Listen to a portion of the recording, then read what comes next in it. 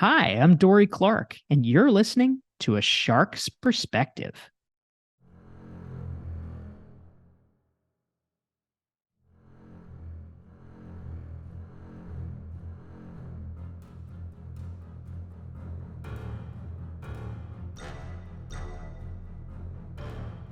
Welcome back, and thank you for joining A Shark's Perspective. I'm Kenneth Kinney, but friends call me Shark. I'm a keynote speaker, a strategist, a shark diver, host of this show, and your chief shark officer. What is your long-term strategy? Seems like many people and companies are pivoting on a dime as things change so rapidly. But are you actually accomplishing your long-term goals with a well-planned long-term strategy? Many simply just do not have one.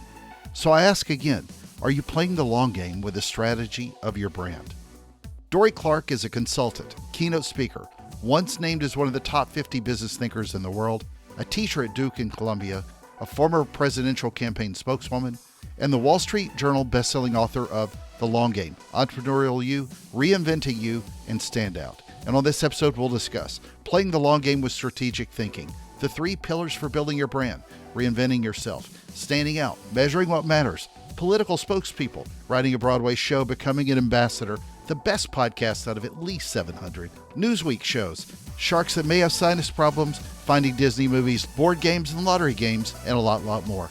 So let's tune into Finding Dorie Clark and Finding Kenneth the Shark on this episode of A Shark's Perspective.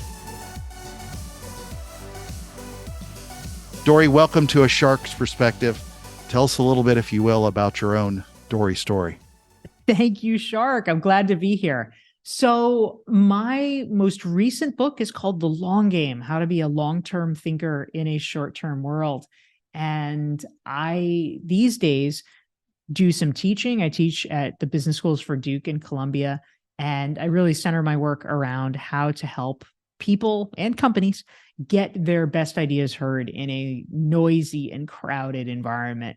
And the way I came to that, I've had my own business for about 16 years, but before that, I had a grab bag of careers. I was a journalist. I worked as a political spokesperson.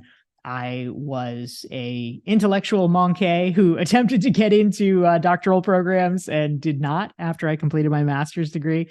And I ultimately reinvented myself into the career that I have now. And that in some ways became the focus of my first book, which came out in 2013 from Harvard Business Review Press, called Reinventing You. Well, so the New York Times describes you as an expert at self-reinvention and helping others make change in their lives. It's a nice quote, but what do you think that literally means with reinvention? I guess how it really applies to you and what you've done in your own career. Well, I think for me, as with a lot of people, you create hypotheses about what you want your life and your career to be. And sometimes those hypotheses pan out, and sometimes it takes a while to actually land on the thing that is going to work. And so one of the most important skills that we have to have these days is adaptability, and recognizing that we can't just give up if something doesn't play out. We have to keep thinking, is there another way to get to this? Is there another variation that might work or even work better? And I fumbled my way to it. But part of what animated me in wanting to write Reinventing You was the belief that, I reinvented the wheel, but that was stupid. You don't need to do that. And I wanted to create a guide that could actually help it be easier and smoother for other people. But that was your first book, right? Reinventing You was my first, yeah. Stand Out was right after? Correct. So why do you think your first book so quickly, I mean, again, with the aid of what you wrote and from Harvard Press, but it also, it became a New York Times bestseller. Actually, it didn't. So which one of those? I appreciate you thinking it did. That's a good testament to its longevity. Which one of your books was a New York Times bestseller? Technically, none of them. But my most recent book, Wall Street The Long Game, was a Journal. Wall Street Journal bestseller. So yeah, that was a little bit of a story of perseverance and platform building, because it was book number 4, and I had to sort of work my way into the knowledge of how to launch a bestseller, and having enough connections and having enough audience to be able to get a bestseller. So it took me 4 books, but we got there. I get the New York Times quote in my head when thinking about you. So one of the things you've done in your career also is that you've been a press secretary and communications director for politicians like Howard Dean and Robert Wright. Putting that hat back on, whenever you sit back and watch any of those people in similar roles today, whether it's Karine Jean-Pierre, Jen Psaki, Kayleigh McEnany, or even Sarah Huckabee Sanders, I'm just curious, aren't you glad that your long game didn't turn into that? Because there's a different level of scrutiny that they go under. But what you go through in that role, you just must look at it as somebody that's been there in a similar role and find that to be very painful. I have a lot of empathy for people who are working on political campaigns now. I mean, even back then, back in the day, it was an incredibly all-consuming job. I remember I had I was coughing, like I couldn't stop coughing for like 7 weeks. And it was really just miserable. And it was because I needed an antibiotic, it turned out. And I did not have time to go to the doctor. Like, that's just what your life is like when you're on a presidential campaign and it's getting toward the primary. It's like, wow, that hour and a half, I really can't spare it. So I will just be miserable and compromise my health. So that it's a tough way of life. So I commend the people who are working hard and trying to make a difference. Yeah, no kidding. So your big hit, Long Game from 2021, How to Be a Long-Term Thinker in a Short-Term World. Why do you think that message has resonated so well? Well, I think that one of the fascinating things that has rolled around in my mind for a number of years, I was at my quest around strategic thinking actually started back around 2018, I think it was. I was invited to give a talk at the Peter Drucker Forum, which is an annual event they have in Vienna, about strategy. And they basically said, anything you want about strategy, and I was trying to figure out like, well, okay, what could I actually say? What would be interesting? And one thing that I realized very quickly was when it comes to strategic thinking, there's pretty much no debate, right? It's not that there's anybody that's like, oh, that's so terrible, we hate strategic thinking. I mean, it's the opposite. Everybody thinks being strategic is the world's greatest thing. The problem is not that people don't believe in it. The problem is they don't do it. And so I started to get interested in this question of what is the gap? What is preventing us from doing the thing that everybody thinks is so great? And that led me down the path of exploring that. How do we become better long-term thinkers, and how can we overcome the obstacles that are in our path? And as it happened, I ended up writing the book during COVID. So that was a pretty big obstacle in the path of long-term thinking. But the truth is, now that we're past, I say in air quotes, the pandemic, or at least past the worst of it, I believe that this is a unique time where we're able to do a little bit of a reset. And even though we've been forced into short-term thinking because of exigent circumstances, now's the time that if we do it right, we can choose. We can actually really make a conscious choice to embrace long-term thinking more. When you were studying and doing your research for the book, did you look at any other cultures across the globe? The reason I ask is because, a lot of the Eastern cultures tend to think more longer term than a lot of people here. And I don't know if that's necessarily as true today as it has been historically, but I'm curious if you noticed any differences at all, especially because, again, you have spoken in Spain, you've spoken in Vienna, a lot of these other Western European countries as well. I mean, there's a different nuance, if you will, to each one of those cultures. Yeah, it's a great question. And in fact, one of the talks that I gave about the long game was at something called the Long Now Foundation, which is an organization that was founded by Stuart Brand and a host of other talented thinkers in the Silicon Valley world. And they focus on, I'll call it extreme long-term thinking. A lot of what they're talking about is a 10,000 year time frame. How can we be sort of planetary long-term thinkers? And so ironically, they wanted to bring me in for a talk because they said, wow, well, why don't you come? Everybody's asking about like the short term of the long term. And so my book, which is about, how do we be better strategic thinkers over the course of our lifetimes, that's actually sort of the short term compared to the 10,000 year horizon that they're typically dealing with. So we had a really great time. But interestingly, their executive director is a gentleman named Alexander Rose, and I got to know him. I got to have him as a guest on my Newsweek interview show, Better. And he is working on a book as we speak that is about extreme long-term businesses. And it's about things like, especially in Japan, you're exactly right. There's a lot of businesses like this where, maybe they make pottery, or they're a noodle shop or something, and it's literally been handed down through a family for 900 years. It's bonkers if we think about it from an American perspective. So it's really fascinating stuff. Yeah, well, especially if you look at even the political structure, you look at China. I mean, they just elected their leader to a life, and Great Britain can't keep a leader beyond a couple of months. So the philosophy literally goes down to that level of roots. But with the people that you're teaching at Duke and at Columbia, how are you going about teaching these minds that are young and old? I know that these are not all 18-year-old students by any stretch, but to think longer term and plan strategically than a lot of what they've been taught over the years, if you will, especially through social media, or really even looking at it through a quarterly fiscal kind of world. Yeah, absolutely. I mean, I think that you're pinpointing a couple of the chief problems, right? I mean, certainly for younger folks, but I think it's impacting everyone.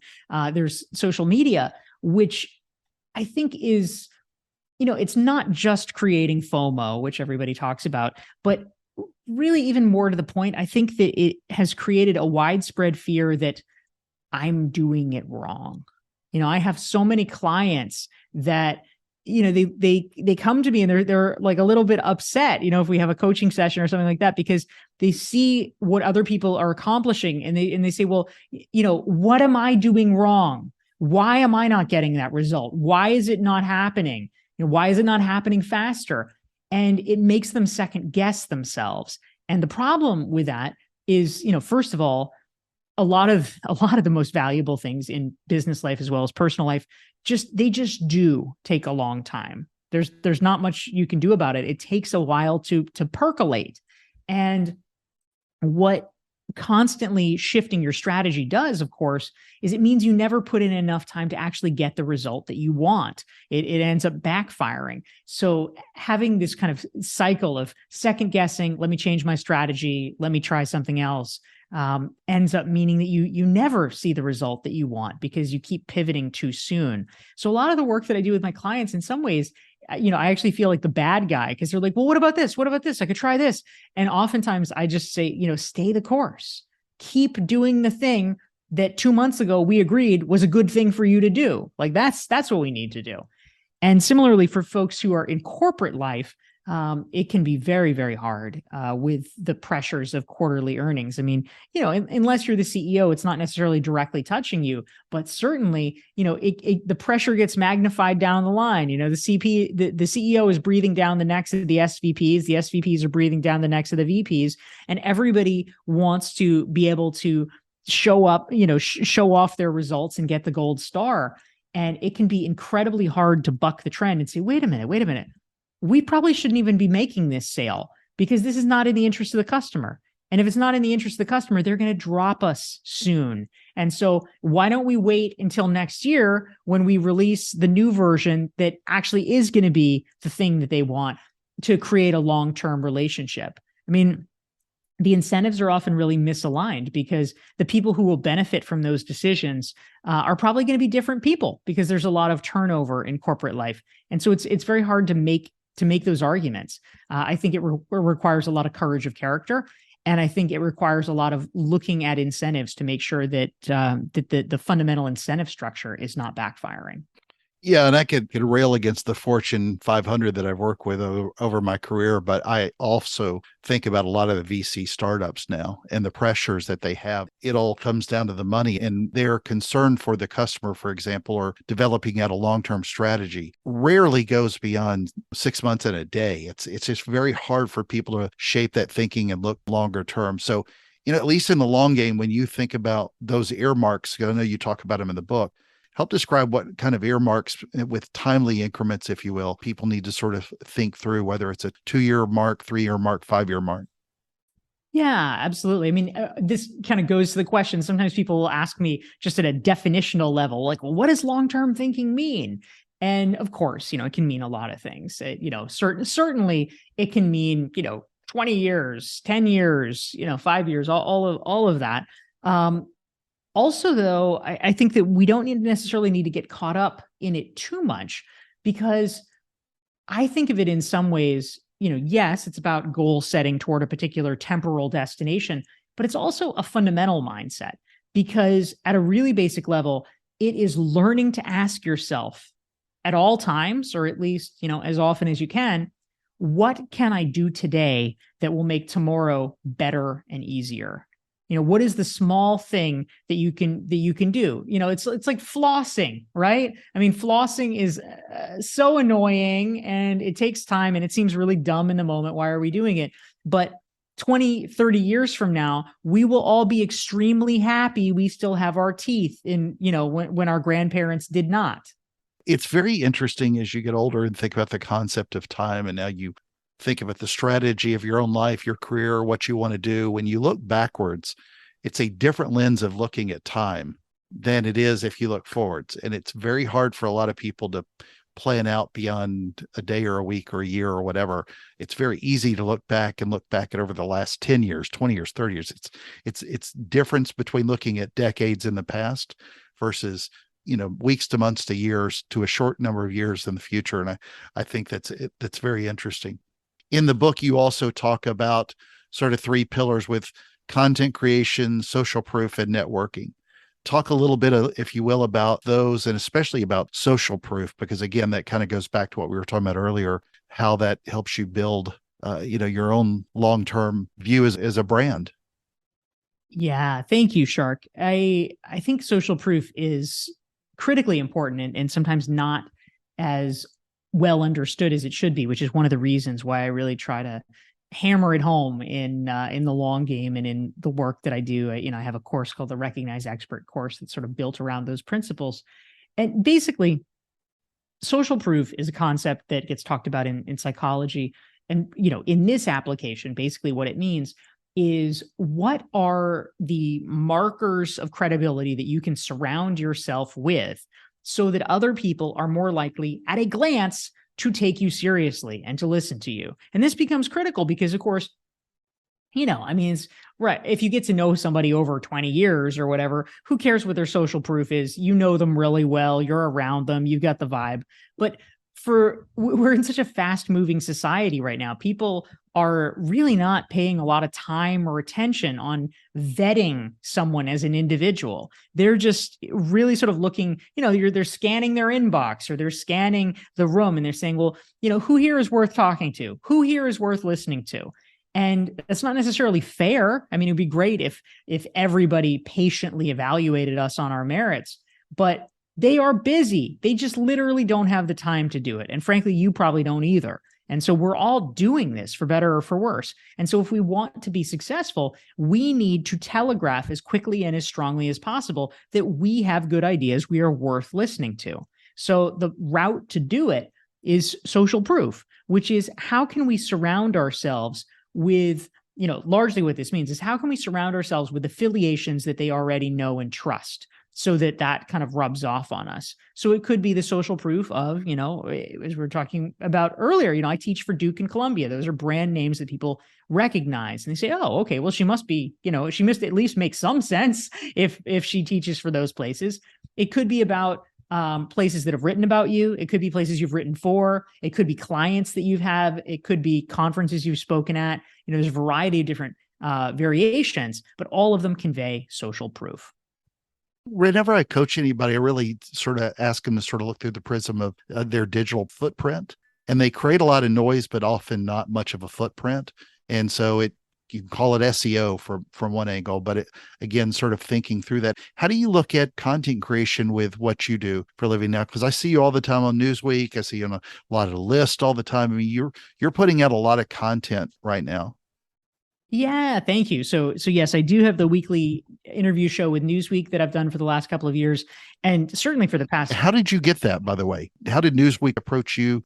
Yeah, so the there's kind of a why and a how. I guess the how is that one of the things, you were mentioning earlier, the three pillars of the recognized expert formula. One of them social proof, one of them's content, one of them's network. This was a network play, I guess, in some ways, because over the past 7 or 8 years, I have been really aggressive about organizing dinner gatherings and just meeting a lot of people. I had moved to New York and I didn't know anybody, so I really needed to meet people. So at one dinner, a sort of friend of a friend that I ended up inviting was a woman who worked for Newsweek, and that was the initial connection. And then over time, I mean, this was not an immediate thing. This was about a year and a half after I first met her, but we had stayed in touch. We ended up having a conversation where we did this. The reason that they were interested and that I had something to offer was LinkedIn Live had really just kind of just started. It was just starting in early 2020, and I had started doing it early on in the pandemic. And I was conversing with this woman about their LinkedIn strategy and about the fact that, maybe this would be a helpful thing for them to try as well. And so we struck a deal for me to host a show. That's brilliant. So other networking, how do you sort of look at networking from a long-term perspective? So in the long game, I actually have a chapter about networking because I have some ideas about it, Shark. And so one of my most important ones is a philosophy that I call no asks for a year, because I think that one of the mistakes that a lot of people make, even well-intentioned people, is they don't quite know how networking should go. And so the minute they connect with somebody who has something of value to offer, like, oh, this person works for this company, or this person knows this other person, or whatever, they jump on it too fast. And they say, oh, hey, Shark, I know that you've interviewed Seth Godin. Hey, can you introduce me to Seth Godin? I've always wanted to meet Seth Godin, or, whatever it is. And, you're like 15-minute virtual coffee. That's the request we get every 5 minutes. There we go. And it's just, it's horrifying because, number one, they have no understanding that like everybody and their brother is asking you the same thing. They are not unique in any way, but they have, no knowledge of that. And so you're hearing it and you're like, oh God, number one, another person asking me for the same thing. Number two, another person who I barely know who is trying to trade on my hard-earned social capital. And they just don't, there's a cluelessness because they don't understand the enormity of the ask, because it's sort of vouching for a person. It's putting your political capital on the line. And so what I really think is critical is if you're building a relationship with someone, don't do it because you want a thing. Do it because you want to get to know that person. And so if you make a rule, no asks for a year, what that means is that, number one, they will not get the wrong impression that you are only in it to get something from them. And number two, you are not at risk of even secretly formulating an agenda like that, because a year, frankly, is a long time to keep up some facade. The point is that you are not playing some game. You're just getting to know a person. And then once people are friends, they'll do anything for each other. It's all cool. Nobody's keeping track, but you don't want to blow a relationship that could have been promising by jumping too soon on give me this. Yeah, I think it's fascinating because although I agree with everything you just said, I understand as well, I'm sure you do, what the pressures are that are pushing them into asking these stupid questions. I get it. They need to do it because they're trying to sell something to make their numbers so they have a living to take care of their families. There's just better ways of going about it. Especially even with LinkedIn, it's still engaging with my content or saying something nice without offering an introduction, just anything other than, can you do something for me 2 minutes into the relationship? I don't understand it from a social perspective. I don't know if they're clueless or if they are clueless because of the pressures that are put on them to sell. Not sure which it is, but it's I haven't figured out the answer myself either. Yeah, I think you're exactly right, and you're pointing to something important. There is an author, and I hope I'm pronouncing his name right. I believe it's Sundil Mullainathan, and he wrote a book called Scarcity. And it is basically, he's a sociologist, and it's basically a book you're operating under conditions of scarcity. You don't have enough money, or you don't have enough whatever.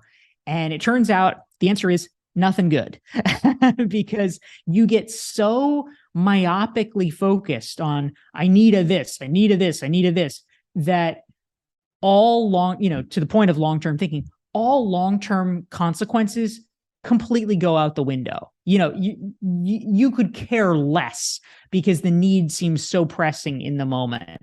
And that's, why a lot of people just lose common sense. I mean, I think if anybody thought about it for 5 minutes, they'd realize, wow, that's pretty offensive, to sort of jump on somebody you've just met and ask them for some huge favor. But the people are feeling, such an acute condition of need and scarcity. They don't care. It's not even on their radar. It's like an addict, being willing to rob you at gunpoint to get money for drugs. Well, you're young. What's your long game? What are you working for in your own future? Well, I appreciate the compliment. Thank you.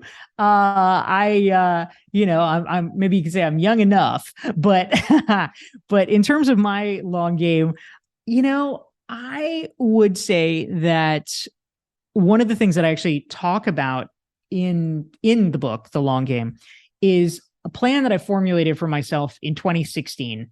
And I am very much a believer in the adage that we tend to overestimate what we can get done in a day, and we underestimate what we can get done in a year. And I think that is even more true when you're thinking about multiple years. And so I created in 2016 a 10-year plan for myself, which I am still in the process of operationalizing it. And the 10-year plan is to write a musical that makes it to Broadway by the 2026 season. So I got 4 years to go, but I have been working rather assiduously to try to make progress and make that a reality. Nice. And I did hear that you also want to be an ambassador someday. So I'm curious, you want to be ambassador to what kind of country? Well, do you want Sweden? Do you want the cold? Or do you want like the Bahamas, which has 12 people, but beautiful weather? Yeah, I'm not so choosy. I would say somewhere that is not war torn. Yes. Yeah. They don't give those to political appointees anyway. Really, they give them to career diplomats, which is as it should be. But you're exactly right. That is probably I'll call it the 20-year goal. Let's say is to become an ambassador somewhere. And to point out something else, Shark, that I hear sometimes. There's a lot of people who tend to shy away from developing long-term goals for a couple of reasons. One is they say, well, I just wouldn't know how to do it. And then another reason is, oh, but it sounds so big. It sounds so preposterous. And I really want to knock down both of those things. I mean, of course, it's preposterous, the idea that I'd be an ambassador tomorrow, but my goal is not for tomorrow. My goal is 20 years from now. Like, a lot can happen. I could become incredibly qualified in the next 20 years if I play my cards right. And also similarly, I have no idea, how to become an ambassador. I mean, like I know broadly, largely, unless you're joining the Foreign Service, what it looks like is giving a lot of money or raising a lot of money for someone who becomes president. Do I have any idea who is going to be president in 20 years, much less who's even going to be running for president? No, I have no idea. Nobody has any idea. These are things to be worked out. But I am not overly exercised about the fact that I don't know the answer now, because no one knows the answer. It's about having an intention and then keeping your antennae open so that you are ready to be qualified and you're ready to seize opportunity. Amen. So the listeners won't know this, but before we started hitting record, you told me that even though you've been a guest on over 700 podcasts, this was by far, and you emphasize by far, the best podcast you've ever appeared on. And I just wanted to say thank you. But out of curiosity, how do you think about your own content creation now? And the reason I bring this back up again is you're old enough to 20 years ago, you weren't thinking about content creation as a play in your career when you were coming out of college. You graduated in the late 90s from Harvard. I did my undergrad at Smith, and I graduated in 97. And then I finished my master's degree at Harvard in 99. Okay. So in 99, you weren't thinking about how do I get on 700 podcasts and do a Newsweek? I mean, Newsweek was print then. Okay. So how do you long-term start now thinking about your own long-term strategy with content creation? I mean, you're already everywhere, but you got a lot of ways to go. It's true. It's true. We didn't necessarily have to or get to think about content as a strategy because it was a fundamentally gatekeeper driven situation. I mean, You're just updating your MySpace page. That's right. That's right. I mean, actually, I was in print media back then. In 2000 I did a internship at Boston Magazine, and so I was getting little clips in the print magazine there. But yeah, it's a very different scenario, of course. So I think that ultimately what we all need to be thinking about is how can we capture what we're already doing? Because, for so many people, I think the hang up is they say, well, I don't have time for content creation. And I get it. If you were having to create something from whole cloth, you're busy. It's hard. But it's also true that a lot of what we're doing actually can and should be fodder for content creation. We just fail to capture it. I literally just got off a call with a coaching client of mine, and he is himself an executive coach. And we were talking about his content strategy, and I was reminding him, it's a drum that I often beat. Keep a notebook by your desk, because you're having conversations with people every day. You're talking to your clients. You're seeing what challenges and problems they're having. They have a situation. And that should be something that you can capture and say, oh, if I have this client who's having a problem, but, what to do when your manager does X, Y, Z, that could be an article. Literally everything you said to your coaching client, that can be your 5 bullet points. We're spewing it out and we lose it because it just goes into the ether, and maybe it helps that one person, but that's it. But if you can capture it and systematize it and write it down, right after your call, you can bang it into an article pretty fast and capture that wisdom so that other people can benefit from it. So I think it's really just becoming aware of those opportunities a little bit more. Well, Dorie, you live in Miami now. I ask this of all my guests, and I've got to ask you, since you're near one of my favorite places to dive, what is your favorite kind of shark and why? I don't get that. You've never been asked that before on 700 podcasts. I sure have not. I have to confess that I don't even know too many sharks, but I've heard there's great whites, of course, and they're pretty impressive.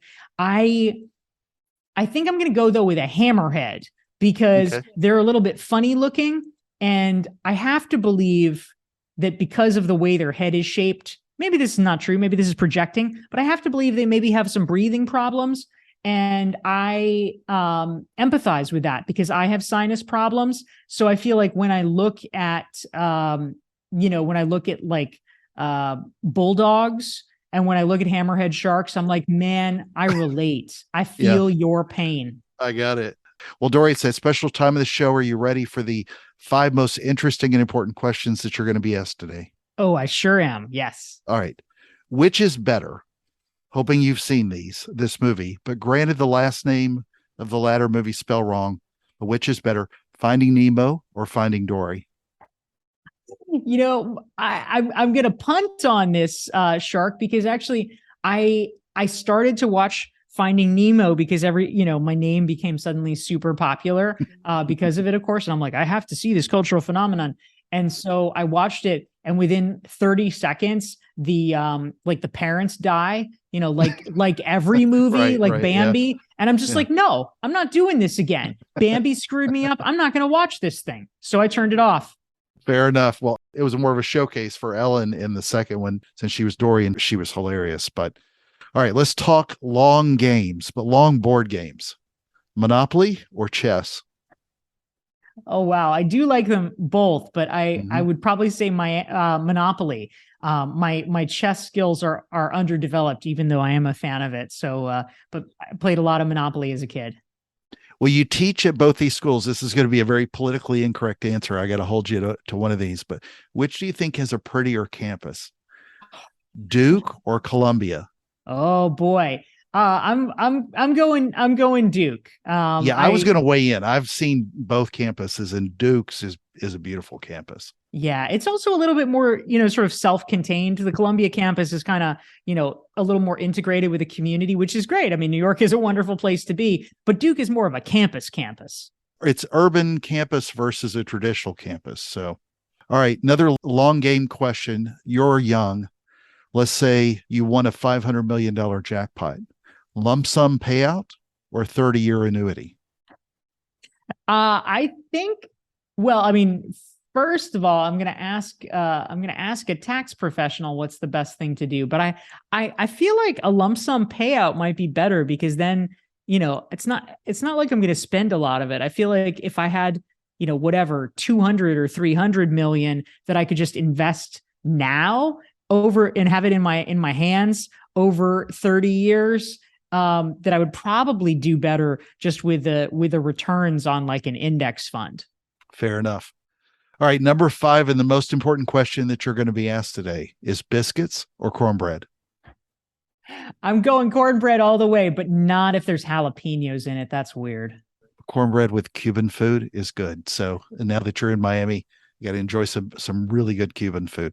All right, so Dorie, where can people find out more about you, get a copy of your books, apply the long game to their own lives, keep up with what you're doing, and more? Shark, thank you so much. The new book, again, is The Long Game. You can get it at Amazon and all the book-like places, Barnes and Noble, et cetera, et cetera. And if folks are interested in learning more about both the book and my work, they can actually download a free Long Game strategic thinking self-assessment that helps, is a series of questions that help you become an even sharper long-term thinker. You can get it for free at dorieclark.com/thelonggame. Dorie, it's been an honor. Thank you again for being with us today on A Shark's Perspective. Thank you, man. I appreciate it.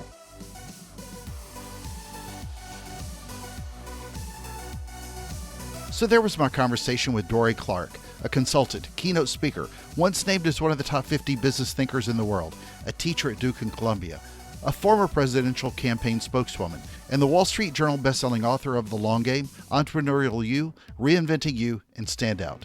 Let's take a look at 3 key takeaways from our conversation with her. First, I love her long-term view with networking. Relationships with people in business, the right people, can last a lifetime. That's a long-term view. Ask me via LinkedIn to do a virtual coffee so that we can see how we can, air quote, collaborate is so short-term. We all know that their pitch is almost always a play for them and never for you. But it's often because they don't care about you. I get it. It's just not authentic, but it should be about you. Selfishly, I'll tell you that when I interview someone, I do my best to have a good show, but just as important, I'm genuinely fascinated by the guest and other people in general. People who know me have seen how I help friends get what they want and not just what I want. Am I great at it? No. It's a work in progress. But my failure in execution does not come from a failure to care about them. I've just got to work a little harder at it. We all do. With this show, I hope that you're not in for just an episode. I hope that you're in this for much longer, and I'll work harder at that. Let's try to connect on LinkedIn with the emphasis on connection and not just for a bad sales pitch. Be curious about others. Second, as she said, no one disagrees that we should be thinking more about thinking longer term. After all, there's not a contingency of folks who just scream for more short-term planning only because they think it's the only way to grow their business. You have to pivot in short term, of course, but pivoting only rarely to never points you in the direction that you wanted. Now, the Chinese and many Eastern Asian cultures are often cited for how they strategically think about the next 100 years, whereas many Western cultures often get tied up only in short-term thinking. It's a trending hashtag world for too many here today. Constantly shifting your strategy often means you pivot too soon. You can try an endless number of ideas to grow your brand, but think about the ones that you know make sense and not just the ones you think are trending. Measure what matters and don't pivot too soon. March towards your longer-term goal and not just the temporary stops along the way. Be fearless. Third, think about the markers of credibility you need for your brand, personal or corporate, when thinking about social proofing. Don't only think about the splashiest way that you can put up your curated 5-star reviews. Think about the long-term way people will think about what others say about you when they have a short-term visit with you. She talks about her 3 pillars with content creation, social proof, and your network. With social proofing and building trust, well, that comes long-term. Dive deeper into what others say about you. Got a question? Send me an email to kenneth@asharksperspective.com. Thank you again for the privilege of your time, and I'm so thankful to everyone who is listening. As I often say, be curious, be fearless, and dive deeper. And join us on the next episode of A Shark's Perspective.